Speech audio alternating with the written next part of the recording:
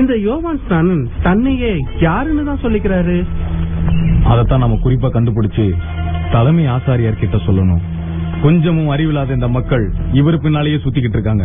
பாருங்க, இவங்க எல்லாம் தேவாலயத்துக்கு வராம இந்த பைத்தியக்கார பின்னாடியே சுத்திக்கிட்டு இருக்காங்க. மனம் திரும்புங்கள், பரலோக ராஜ்யம் சமீபித்திருக்கிறது. மனம் திரும்புங்கள், கர்த்தருக்கு வழியை ஆயத்தப்படுத்துங்கள். அங்க பாருங்க, அவங்க திரும்ப வந்திருக்காங்க. சந்தேகமே இல்ல, மறுபடியும் அவங்க அதே கேள்வியை கேட்பாங்க. எங்களை காப்பாத்துங்க, நாங்க ரட்சிக்கப்படணும்னா என்ன செய்யணும்? மனம் திரும்புங்கள். நீங்கள் தேடுவது உண்மையான ரட்சிப்பாக இருந்தால் வேதம் சொல்வதைப் போல் செய்யுங்கள். கர்த்தருக்கு வழியை ஆயத்தப்படுத்துங்கள், அவருக்கு பாதைகளை செம்மை பண்ணுங்கள். ஒருவன் ரட்சிக்கப்பட வேண்டும் என்றால் மோசத்துடைய கட்டளைகளை கடைபிடிக்க வேண்டும். அதுதானே சரி.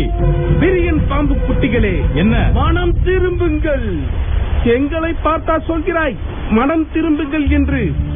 உன்னை போன்ற மனிதர்கள் எல்லோரையும் விடவும் மோசஸின் கட்டளைகளை கவனமாக கடைபிடிப்பவர்கள் நாங்கள். நீ எங்களை மனம் திரும்ப சொல்கிறாய்.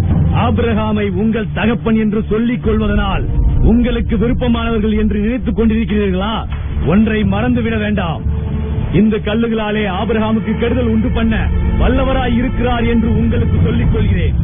போதும், நிறுத்து. ஒன்றை மட்டும் சொல்.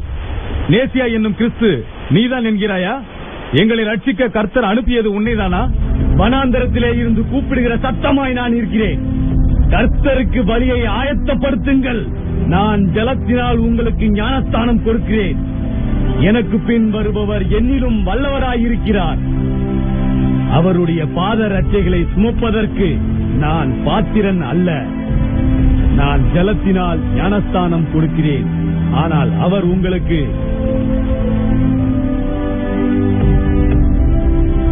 ஆவியினாலும் அக்னியினாலும் ஞானஸ்தானம் கொடுப்பார்.